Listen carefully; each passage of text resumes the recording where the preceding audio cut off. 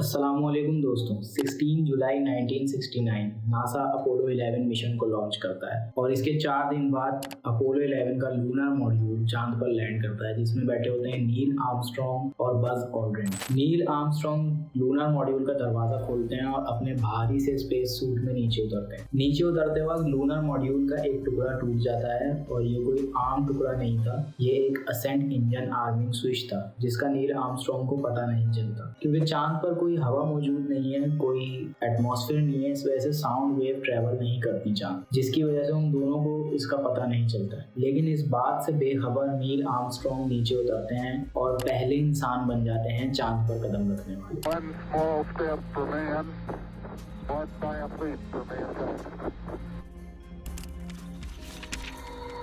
लेकिन क्या वाकई में ऐसा हुआ था? आज 50 से ज्यादा साल इस बात को हो चुके हैं, लेकिन कई लोग तो इस बात को मानने से ही इनकार कर देते हैं कि इंसान कभी चांद पर गए थे। कई लोग थ्योरीज बनाते हैं, वो ये कहते हैं कि अमेरिका ने ये सारा का सारा ड्रामा यहीं जमीन पर शूट करा और फिर लोगों को जाकर गलत बताया। अगर चांद पर कोई हवा या एटमॉस्फेयर नहीं है तो ये झंडा कैसे लहरा रहा है चांद पे? आइए जानने की कोशिश करते हैं इन सभी सवालों के जवाब आज की इस वीडियो में। 3, 2, 1, 0. All engine running. We choose to go to the moon in this decade and do the other things, not because they are easy, but because they are hard. Close to it. It's almost like a powder. Ground mass is very fine. I'm going to step off the limb. That's one small step for man. One giant leap for mankind. असल में America की चांद पर जाने की जो सबसे बड़ी वजह थी वो थी एक वॉर, एक कोल्ड वॉर जो अमेरिका और सोवियत यूनियन के दरमियान चल रही थी।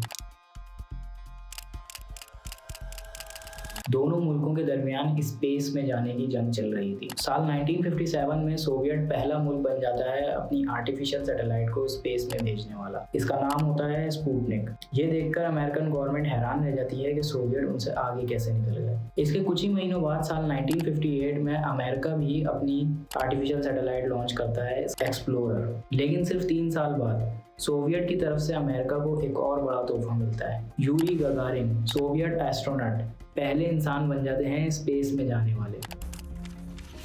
इस सब के सिर्फ एक हफ्ते बाद 20 अप्रैल 1961 को जो अमेरिका के प्रेसिडेंट थे जॉन एफ कैनेडी, वो एक खत लिखते हैं अपने वाइस प्रेसिडेंट को। वो उनसे पूछते हैं कि हम ऐसा क्या कर सकते हैं जिससे हम इस रेस में आगे निकल जाएं और सोवियत को हरा दें। इस खत में लिखा होता है, by putting a laboratory in space और by trip around the moon are we working 24 hours a day, if not why not, are we making maximum effort. कोई भी ऐसा स्पेस प्रोग्राम जो हम जल्दी से कर सकें जिससे हम सोवियत को हरा दें। इसका जवाब इन्हें कुछ ही दिन बाद मिल जाता है कि अगला बड़ा मिशन होगा इंसानों को चांद पर भेजना। 25 मई 1961 में ये अपनी फेमस तकरीर में ये वादा करते हैं कि ये अशरा पूरा होने से पहले यानी 1970 से पहले ये इंसानों को चांद पर भेजेंगे, और ना सिर्फ भेजेंगे बल्कि सही सलामत वापस लेकर भी आएंगे। Achieving the goal before this decade is out of landing a man on the moon and returning him safely to the earth.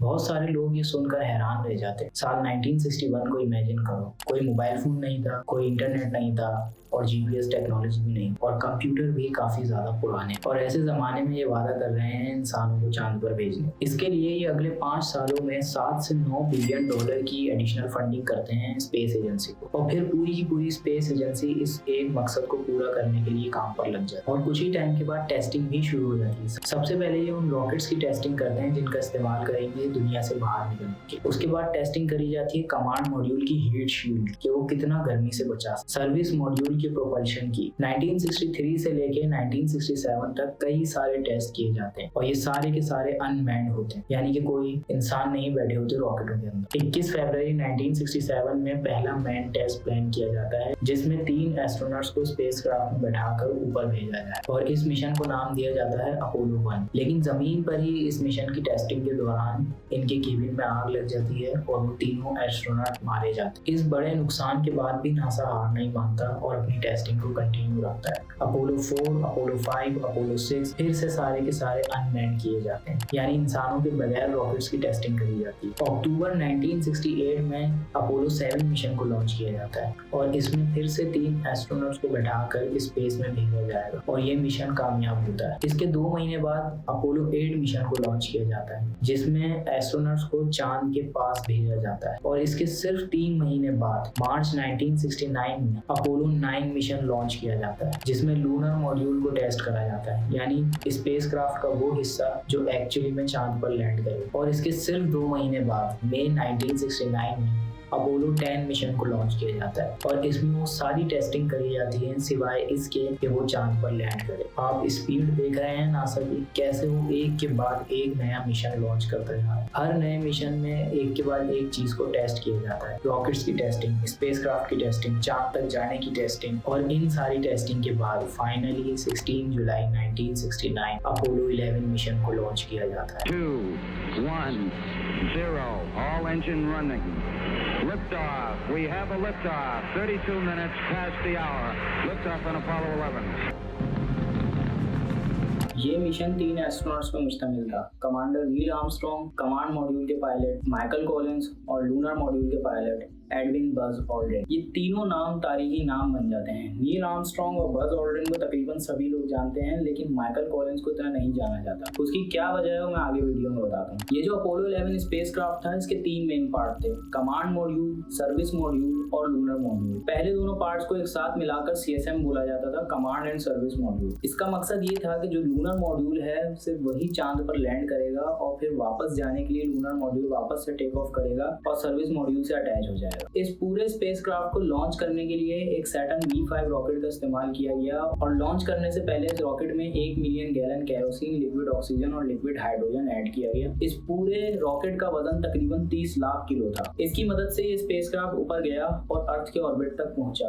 अर्थ के ऑर्बिट तक पहुंचने में 10 मिनट से भी कम का वक्त लगा। उसके बाद इन्होंने अर्थ के ऑर्बिट का तकरीबन 1.5 चक्कर लगाया। इसके बाद इन्हें मिशन कंट्रोल से परमिशन मिल गई। मिशन कंट्रोल अर्थ पर ही मौजूद था। इन्होंने परमिशन दी कि ट्रांस लूनर इंजेक्शन कर लिया जाए, यानी कि स्पेसक्राफ्ट को अर्थ के ऑर्बिट से निकालकर चांद के ऑर्बिट तक ले जाया जाए। स्पेसक्राफ्ट को अर्थ के ऑर्बिट से निकालने के लिए एक बार फिर से सैटर्न V5 रॉकेट का ही इस्तेमाल किया गया और ये तीसरी स्टेज थी रॉकेट की, और ये सब कुछ सिर्फ 5 घंटों के अंदर अंदर हो गया। उसके बाद स्पेसक्राफ्ट को चांद तक जाने में काफी दिन का टाइम लगा। एस्ट्रोनॉट्स ने इंतजार किया अंदर बैठकर, कभी सोए, कभी खाना खाया, कभी फोटोज ली अपनी। 19 जुलाई 1969 तकरीबन 4 लाख किलोमीटर ट्रैवल करने के बाद स्पेसक्राफ्ट फाइनली चांद के ऑर्बिट तक पहुंचता है और यहाँ पर इसका काम होता है 2 में स्प्लिट हो जाना। Lunar module command and service module से अलग हो जाता है। कमांड मॉड्यूल में बैठे हुए थे माइकल कॉलिंस और स्पेसक्राफ्ट के इस हिस्से को नाम दिया गया कोलंबिया और लूनर मॉड्यूल को नाम दिया गया ईगल। इसमें बैठे थे नील आर्मस्ट्रॉन्ग और बज ऑल्ड्रिन।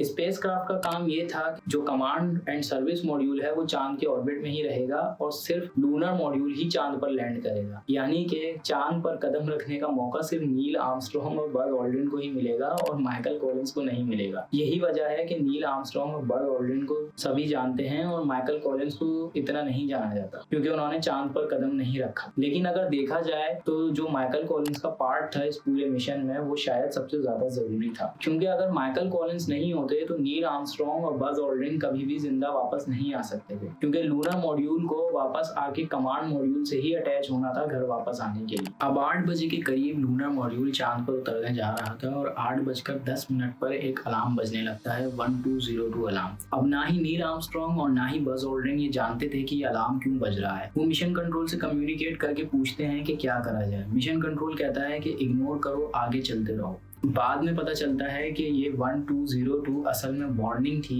कि अपोलो का जो गाइडेंस सिस्टम है, कंप्यूटर का प्रोसेसर, वो ओवरलोड हो रहा है। लेकिन थैंकफुली कंप्यूटर को डिजाइन ऐसे किया गया था कि मिशन के जो इसेंशियल्स प्रोग्राम है वो चलते रहे ओवरलोड होने के बाद भी। कंप्यूटर में ऑटोमेटिक लैंडिंग का प्रोग्राम डाला गया था जो कि लूनर मॉड्यूल को चांद की सरफेस पर ऑटोमेटिकली उतार देगा। लेकिन तकरीबन 150 मीटर की हाइट पर नील आर्मस्ट्रॉन्ग कंट्रोल खुद से ले लेते हैं। वो ये देखते हैं कि लूनर मॉड्यूल जिस जगह पर लैंड होने जा रहा है वहां पर काफी बड़े बड़े पत्थर मौजूद हैं। लैंडिंग की जगह बदलती है। एक्चुअल लैंडिंग से तकरीबन 4 मील दूर एक जगह डिसाइड करी जाती है जहां पर लैंड होगा। अब 8:16 पर बज ऑल्ड्रिन फ्यूल का इंडिकेटर चेक करते हैं। सिर्फ 5% फ्यूल बचा है। 3.5 down, 9 forward. 5%. Have any bites? इतने कम फ्यूल को देखकर मिशन कंट्रोल एक काउंटडाउन इनिशिएट कर देता है। ये काउंटडाउन डिसाइड करेगा कि लैंडिंग करी जाए या इस मिशन को यहीं पर अबॉर्ट कर दिया जाए। Now we're critical fuel state, and that's why the 60-second call was given, and then the 30-second call. इस काउंटडाउन के लास्ट मिनट पर सिर्फ 30 सेकंड्स बचे हैं। नील आर्मस्ट्रॉन्ग एक रेडियो मैसेज भेजते हैं अर्थ पर। Houston, Tranquility Base here. The Eagle has landed. Roger, Tranquility. यही कि ईगल सक्सेसफुली लैंड कर चुका है। फिर नील आर्मस्ट्रॉन्ग अपना स्पेस सूट तैयार करते हैं, लूनर मॉड्यूल का दरवाजा खोलते हैं और अपना पहला कदम रखते हैं चांद पर। Okay, Neil, we can see you coming down the ladder now. और इस मंजर को तकरीबन 650 मिलियन लोग लाइव देख रहे हैं टेलीविजन पर। और नील आर्मस्ट्रॉन्ग के ये अल्फाज थे चांद पर कदम रखने के बाद। That's one small step for man, one giant leap for mankind. इनके पीछे बज ऑल्ड्रिन भी अपना कदम रखते हैं चांद के ऊपर। और फिर अगले 2.5 घंटों तक ये मिट्टी और पत्थरों के सैंपल्स कलेक्ट करते हैं और फोटोज लेते हैं चांद की सरफेस की। और कई साइंटिफिक इंस्ट्रूमेंट भी सेटअप करते हैं। हालांकि ये बात सच है कि ये मून लैंडिंग एक कोल्ड वार की वजह से कराई गई, लेकिन क्योंकि मून लैंडिंग कराई जा रही थी, ये इतनी बड़ी चीज थी, इसी वजह से वो साइंटिफिक इंस्ट्रूमेंट भी साथ लेकर गए। और कई साइंटिफिक ऑब्जेक्टिव्स भी थे इस मिशन के, जैसे कि ये एक टेलीविजन कैमरा सेटअप करते हैं चांद के ऊपर जो कि सिग्नल भेजेगा अर्थ पर। और ये एक डिवाइस भी सेटअप करते हैं जिससे कि सोलर विंड को मेजर किया जा सके जो चांद पर आ रही है। और एक ऐसी डिवाइस इंस्टॉल करते हैं जिससे कि लेजर बीम को अर्थ पर भेजा जा सके और उन लेजर बीम की मदद से एक्चुअल डिस्टेंस मेजर किया जा सके अर्थ और चांद के दरमियान। साथ ही साथ एक पैसिव साइज्मोमीटर भी ये लेकर जाते हैं जिससे कि चांद पर हो रहे जलजलों को मेजर किया जा सके। टोटल में 23 किलो मिट्टी और पत्थरों के ये सैंपल्स कलेक्ट करते हैं और वहाँ पीछे छोड़ आते हैं एक अमेरिकन फ्लैग और एक प्लेट जिस पे लिखा होता है here man from the planet first set foot upon the moon July 1969 AD We came in peace for all mankind। अब लूनर मॉड्यूल को तकरीबन 21 घंटों तक चांद पर रहना था, उसके बाद उसे वापस जाके CSM से अटैच हो जाना था। लेकिन ऊपर जाने के लिए प्रोपल्शन की जरूरत थी जिसके लिए इंजन चाहिए। अब ना ही नील आर्मस्ट्रॉन्ग और ना ही बज ऑल्ड्रिन ये बात जानते थे कि लूनर मॉड्यूल से नीचे उतरते वक्त जो इंजन को चलाने का स्विच था वो टूट गया था। इसकी बात मैंने वीडियो के स्टार्ट में करी थी। वो लूनर मॉड्यूल में पहुंचते हैं, वहाँ पहुंच के उन्हें रियलाइज होता है कि यहाँ पे क्या हो गया। वो मिशन कंट्रोल्स को इस डैमेज के बारे में बताते हैं और इसका कोई सोल्यूशन ढूंढते हैं। फिर इसका एक बहुत ही इंटरेस्टिंग सोल्यूशन निकलता है। स्विच क्या होता है? स्विच एक इलेक्ट्रिकल सर्किट को जोड़ने का काम करता है। तो बज ऑल्ड्रिन ये रियलाइज करते हैं कि उस सर्किट को दोबारा जोड़ा जाए इंजन को स्टार्ट करने के लिए। वो अपने आसपास चीजें देखने लगते हैं तो उन्हें अपना एक बॉल पॉइंट पेन दिखाई देता है। वो उस बॉल पॉइंट पेन का यूज करते हैं उस सर्किट को जोड़ने के लिए और फाइनली लूनर मॉड्यूल CSM से जाके अटैच हो जाता है। उसके बाद स्पेसक्राफ्ट को तीनों एस्ट्रोनॉट अर्थ की तरफ मोड़ते हैं। अर्थ पर लैंडिंग का प्लान ये था कि अब कमांड मॉड्यूल जो है वो सर्विस मॉड्यूल से अलग हो जाएगा और सर्विस मॉड्यूल अर्थ के एटमॉस्फेयर में जाके डिस्ट्रॉय हो जाएगा। लेकिन यहाँ पर खतरा ये था कि अगर सर्विस मॉड्यूल ज्यादा खराब हो जाता है तो उसके जो टुकड़े हैं वो कमांड मॉड्यूल को हिट कर सकते हैं और उसमें बैठे तीनों एस्ट्रोनॉट्स जो हैं वो मारे जा सकते हैं। इस चीज को अवॉइड करने के लिए नासा का प्लान ये था कि सर्विस मॉड्यूल में जो है वो थ्रस्टिंग लगी हुई होगी जो उसको कमांड मॉड्यूल से दूर ले जाएगी। लेकिन लैंडिंग के दौरान वो ये रियलाइज करते हैं कि थ्रस्टिंग तो काम ही नहीं कर रही है। अब तीनों एस्ट्रोनॉट्स कमांड मॉड्यूल में बैठे अपने सामने देख रहे हैं कि सर्विस मॉड्यूल कैसे टूट रहा है, उसके जो टुकड़े हैं वो कैसे बिखर रहे हैं। लेकिन ये एक बहुत बड़ा मिरेकल होता है कि सर्विस मॉड्यूल के जो टुकड़े हैं वो कमांड मॉड्यूल को हिट नहीं करते और एस्ट्रोनॉट्स को कोई नुकसान नहीं पहुंचता। इस पूरे मिशन में एस्ट्रोनॉट्स की जान जाने के इतने चांसेस थे कि अमेरिका के जो प्रेसिडेंट थे निक्सन, उन्होंने एक अलग से ऑल्टरनेट स्पीच तैयार कर रखी थी। आप इमेजिन कर सकते हैं एक ऑल्टरनेट तकरीर बनी हुई रखी थी कि अब इन केस अगर एस्ट्रोनॉट्स मारे जाते हैं। इस स्पीच में इन्होंने लिखा था fate has ordained that the man who went to the moon to explore in peace will stay on the moon to rest in peace. These brave man Neil Armstrong and Edwin Aldrin are know that there is no hope for their recovery, but they also know that there is hope for mankind in their sacrifices. These two men are laid down their life for mankind most noble goal, the search for truth and understanding. लेकिन thankfully ऐसा होता नहीं है। Command module safely अर्थ के atmosphere से नीचे आ जाता है, पैराशूट डिप्लॉय करता है और समुद्र में लैंड करता है। तीनों एस्ट्रोनॉट सेव हैं, जिंदा हैं। इन तीनों एस्ट्रोनॉट्स को रेस्क्यू शिप्स के थ्रू इवैक्यूएट कर लिया जाता है। लेकिन वाकई ये एक बहुत बड़ा मिरेकल होता है कि ये तीनों एस्ट्रोनॉट जिंदा बचकर वापस आ सके, क्योंकि नासा ने जो चीज़ जिस तरीके से प्लान करी थी वो वैसी ही नहीं हुई एग्जैक्टली। इन्हें कई जगह पे काफ़ी ज़्यादा प्रॉब्लम्स को फेस करना पड़ा। इन्होंने सक्सेसफुली उन प्रॉब्लम्स को डील करा और ये अर्थ पर जिंदा वापस बचकर आ सके। लेकिन यहाँ पर एक इंटरेस्टिंग चीज़ ये है कि इन तीनों एस्ट्रोनॉट्स को अर्थ पर वापस आने के बाद 2 हफ्ते के लिए क्वारंटाइन किया गया। ये किसी भी दूसरे इंसान से राब्ते में नहीं रहेंगे, क्योंकि खतरा ये था कि चांद पर कोई वायरसेस या कोई ऐसी बैक्टीरियाज इनको ना लग गए हों या कोई ऐसी जानलेवा बीमारी इनको ना हो गई हो। लेकिन थैंकफुली यहाँ पर ऐसा कुछ नहीं होता। अपोलो 11 मून लैंडिंग दुनिया भर के अखबारों में खबर बनती है। जो यूएस के प्रेसिडेंट कैनेडी ने कहा था कि हम ये अशरा खत्म होने से पहले इंसानों को चांद पर ले जाएंगे, वो नासा ने कर दिखाया। In 1969, the public had little reason to question mankind's historic first step on the moon. After all, the achievement was a celebration of technological supremacy. America had finally won the space race. लेकिन ये कितने chance की बात नहीं है। 1970 में ये decade खत्म हो जाता और इससे ठीक 1 साल पहले 1969 में अमेरिका चांद तक पहुंच गया। कहीं ऐसा तो नहीं कि कोल्ड वार में अपने एडवांटेज के लिए अमेरिका ने ये फेक मून लैंडिंग कराई हो, कहीं इनका असल मून लैंडिंग का प्लान जो है वो फेल हो गया हो और इन्होंने ये फेक मून लैंडिंग प्लान जो है वो बैकअप पे रखा हो लोगों को बेवकूफ बनाने के लिए। ये एक एग्जाम्पल है वो कई सारी कंस्पिरेसी थ्योरी की जो इस मून लैंडिंग इंसिडेंट को लेकर बनाई जाती हैं। लेकिन सच्चाई यही है दोस्तों कि ये कंस्पिरेसी थ्योरी कई बार ऑलरेडी डिबंक करी जा चुकी हैं, क्योंकि अगर ये अमेरिका की तरफ से एक फर्जी अटेम्प्ट होता तो सोवियत इसको कभी भी नहीं मानता। लेकिन the great Soviet of encyclopedia जो 1970 से 1979 के दरमियान पब्लिश हुआ था, उसमें कई बार मून लैंडिंग को एक फैक्चुअल चीज बताया गया है। सोवियत ने कई बार अपने आर्टिकल में लिखा है कि Apollo landing 3rd historical event था स्पेस एज का। सबसे पहले स्पुतनिक की लॉन्चिंग 1957 में, फिर यूरी गगारिन की फ्लाइट 1961 में और फिर 1969 में अपोलो लैंडिंग। तो सोवियत ने इस चीज को एक्नॉलेज किया। लेकिन झंडे का क्या, ये झंडा लहरा क्यों रहा था चांद के ऊपर? असल में नील आर्मस्ट्रांग और बज ऑल्ड्रिन जो झंडा चांद पर लेकर गए थे वो एक स्पेशली डिजाइन झंडा था। आमतौर पर आपने ऑब्जर्व किया होगा कि झंडे में सिर्फ एक वर्टिकल रॉड होती है, लेकिन नासा में काम करने वाले हर शख्स को ये बात पता थी कि चांद पर अगर हमें झंडा प्लांट करना है तो वो लहराएगा नहीं, क्योंकि चांद पर हवा मौजूद नहीं है। इसलिए एक हॉरिजॉन्टल रॉड ऐड कर दो ऊपर ताकि झंडा हमेशा एक्सटेंडेड आउट रहे, स्ट्रेट रहे। तो जब नील आर्मस्ट्रांग और बज ऑल्ड्रिन इस झंडे को प्लांट कर रहे थे चांद के ऊपर, तो उस वक्त जो है वो रॉड जो है वो एक्सटेंडेड आउट नहीं हुई सही से, जिसकी वजह से झंडे में जो है वो रिपल्स आ गई, वेव्स दिखने लगी आपको। और क्योंकि वो एल्यूमिनियम की रॉड थी, वो एक स्प्रिंग की तरह एक्ट कर रही थी, जिसकी वजह से झंडे में वेव्स आ गई। लेकिन आपको दिखेगा कि जब तक नील आर्मस्ट्रांग उस झंडे को प्लांट कर रहे थे, यानी कि जब तक वो हिला रहे थे उस झंडे को लगाने के लिए, उस वक्त तक उसमें वेव्स आई। जैसे नील आर्मस्ट्रांग वहां से हटते हैं तो वो झंडा एब्सोल्युटली स्टिल हो जाता है। एक और सवाल यहाँ पे उठाया जाता है कि जो नील आर्मस्ट्रांग और बज ऑल्ड्रिन ने जो फोटोज ली हैं चांद पर, उसमें कोई स्टार्स नजर नहीं आ रहे हैं पीछे। तो इसका जवाब भी बड़ा सिंपल है। असल में मून लैंडिंग दिन के वक्त में हुई थी, तो सूरज की जो रोशनी है वो चांद पर पड़ रही थी, जिसकी वजह से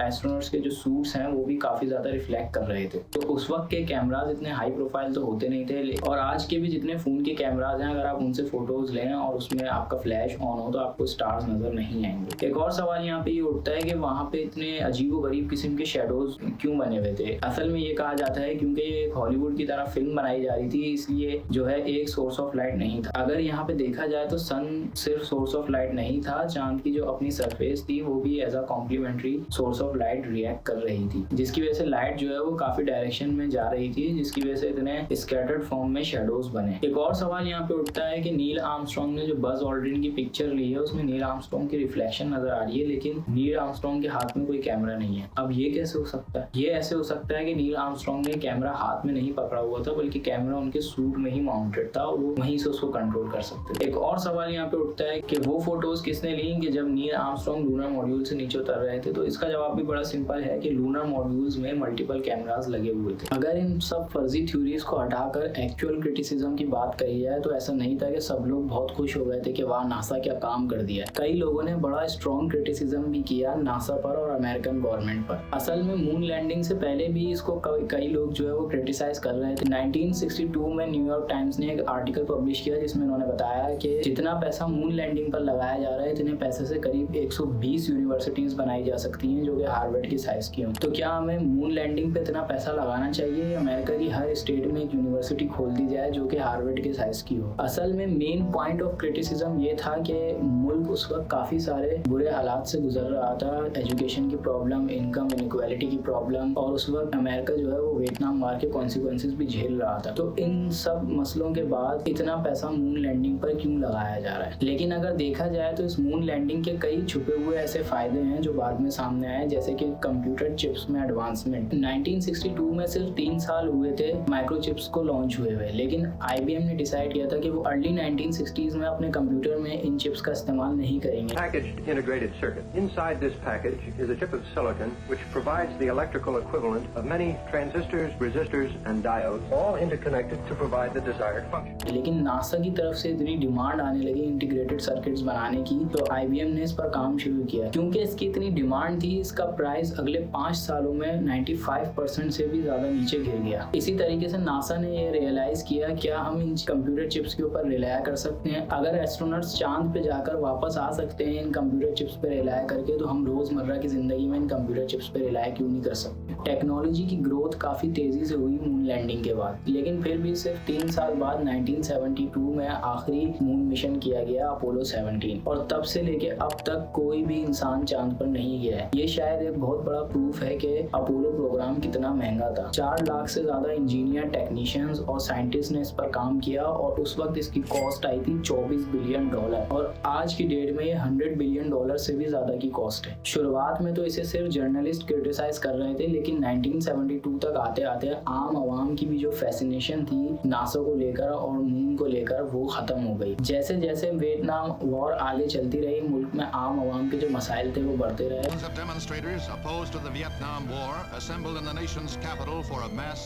तो उन्हें ये अपोलो स्पेस प्रोग्राम पैसे की बहुत बड़ी वेस्टेज लगा। दिसंबर 2017 में डोनाल्ड ट्रंप ने कहा कि वो फंडिंग बढ़ाएंगे स्पेस एजेंसी की, इंसानों को दोबारा चांद पर भेजने के लिए 2024 तक। Returning American astronauts to the moon for the first time since 1972 for long-term exploration and use. This time. लेकिन उसके बाद उन्होंने अपनी स्टेटमेंट बदल दी कि नासा को चांद पर नहीं बल्कि मार्स पर फोकस करना चाहिए। लेकिन आज 50 साल के बाद नासा ने दोबारा डिसाइड किया है इंसानों को चांद पर भेजने का। इनका नया आर्टेमिस प्रोग्राम फिर से अनमैन्ड रॉकेट्स के साथ टेस्टिंग करी जाएगी, और 2025-26 तक इन्होंने ये कहा है कि ये पहली औरत को चांद पर भेजेंगे और फर्स्ट पर्सन ऑफ कलर को भी चांद पर भेजेंगे। एक बात तो पक्की है, इस डेकेड के पूरा होने से पहले हम इंसानों को चांद पर दोबारा देखेंगे। अगर वीडियो पसंद आई है तो आप यहाँ क्लिक करके मेरी सोलर पैनल वाली वीडियो देख सकते हैं।